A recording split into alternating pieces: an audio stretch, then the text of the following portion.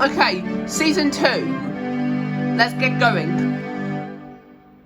I'm not sure if this is an unpopular opinion in the fan base, given all the behind-the-scenes problems and everything, but I'm gonna say it. Season 2 is one of my favorite seasons of the classic series, maybe even in general. Let's start with the one thing that sticks to my mind when I think of Season 2. The music. I love it, I goddamn fucking love it! One thing that you might not know about me is that I love 80s synthesizers. Don't look at me like that, I do. The 80s is my favorite decade of music of all time, no second opinion. And whenever I hear the synthesizer, I get this really nice feeling.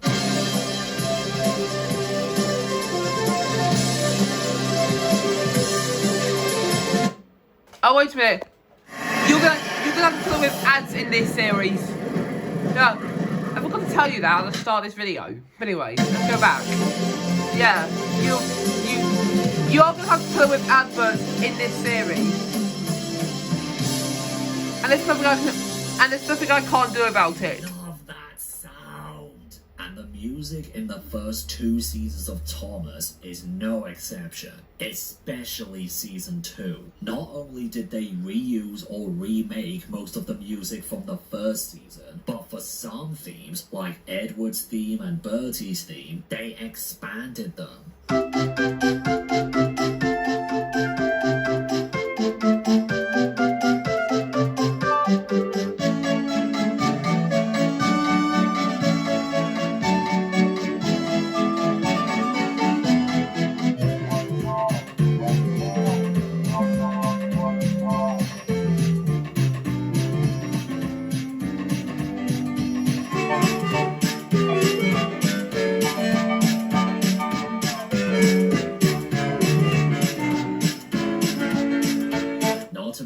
There are some great new compositions for this season, like Donald and Douglas's theme,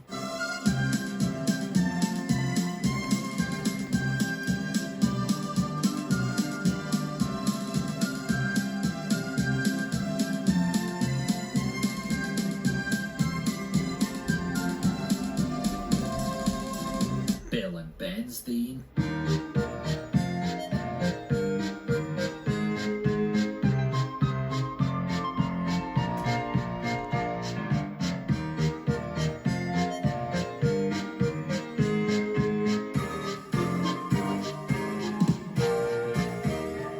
Diesel's theme,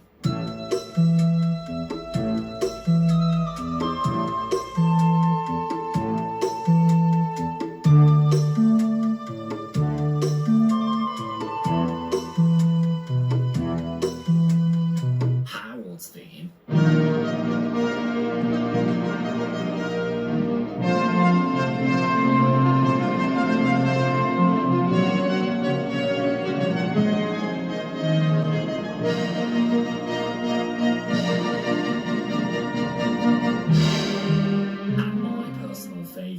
the music that plays at the beginning of Better Late Than Never, or as some people call it, the Viaduct theme. It's the music you have already heard in the intro of this video.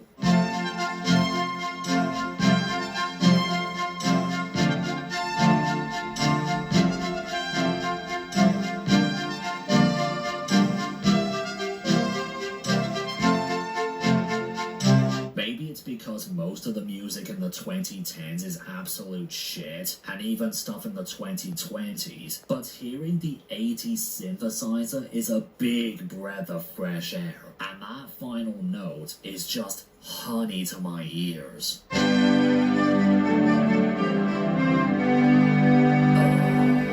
fucking love the synthesizer! I agree with that. About everything else great with this season, don't worry. Ringo Starr's narration, for example. He seems to be much more lively this season, and he has even more funny and charming moments than in the first season.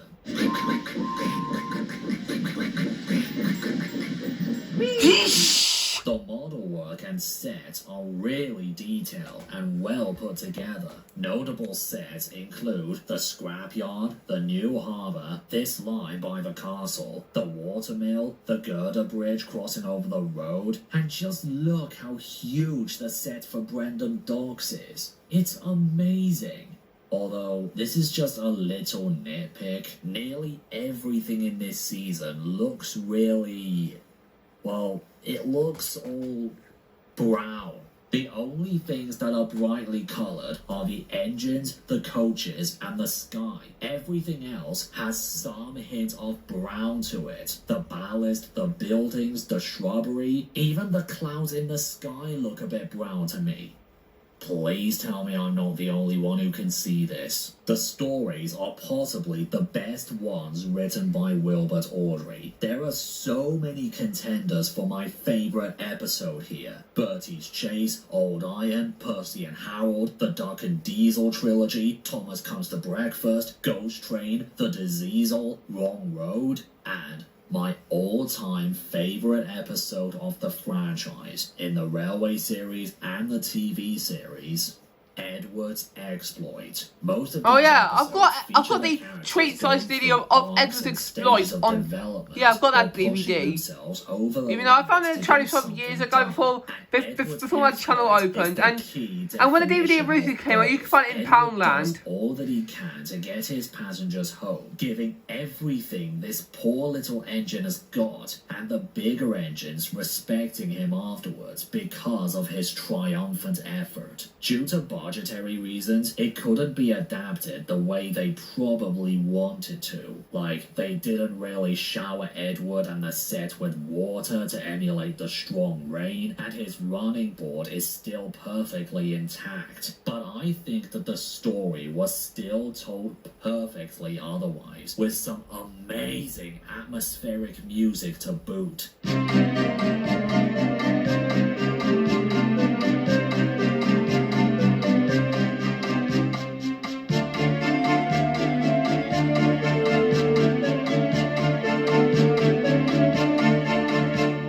Could you not feel a sense of worry for Edward after hearing that?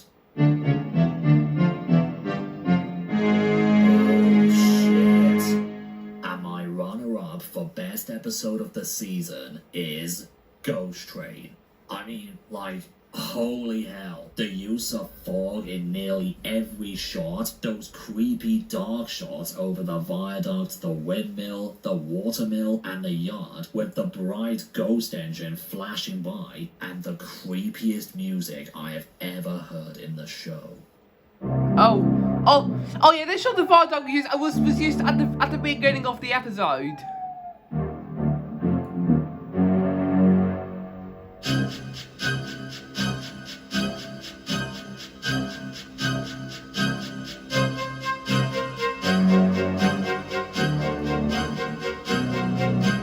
This is the type of music they would use for horror slash movies like Halloween or Friday the 13th. Oh yeah. It is that good.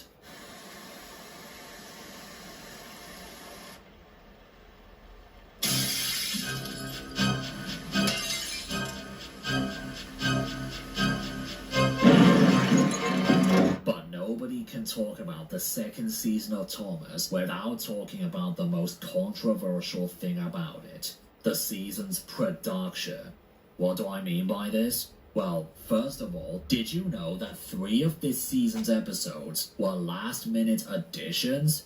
Yeah, because the remaining stories they had left to adapt didn't feature Thomas or the non-road vehicles in big roles, Britt and David actually commissioned Christopher Awdry to write an all-new Railway series book with the aforementioned characters as quickly as possible. So, Better Late Than Never, The Runaway, and Thomas, Percy and the Coal were all written solely to be adapted for the TV series. Drip Tank was just an additional story because each book had to have 4 stories in it. Which is kind of ironic considering Better Late Than Never is usually regarded as the worst episode of the season because nobody can understand the moral Actually, they were originally going to adapt just 2 of the 4 commissioned stories, but then Thomas, Percy, and Nicole was adapted later in production because they had just cancelled production on the original planned episode.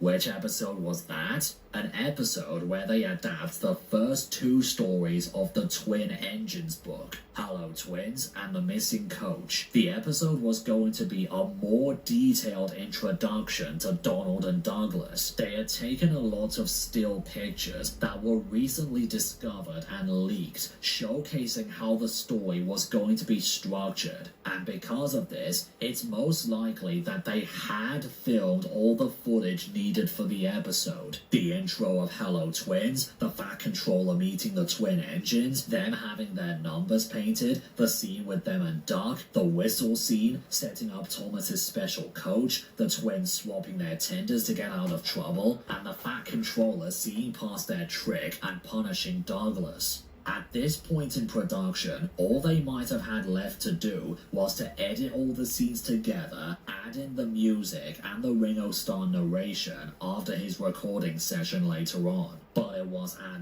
this point, about halfway through production, that Britt Allcroft decided to cancel the episode because she thought the child audience weren't going to understand the episode.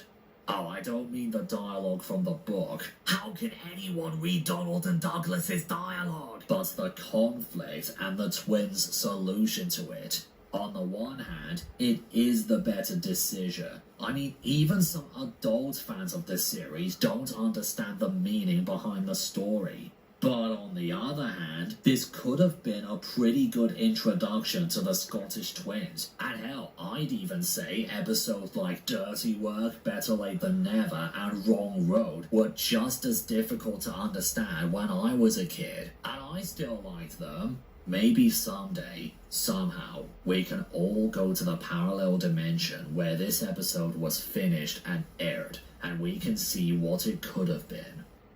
But, in my opinion, not even the production issues can make me hate this season. The updated music, the new pieces of music, the narration, the sets, the models, the new characters, and the best episodes in the entire series. I love it, I love it, I love it!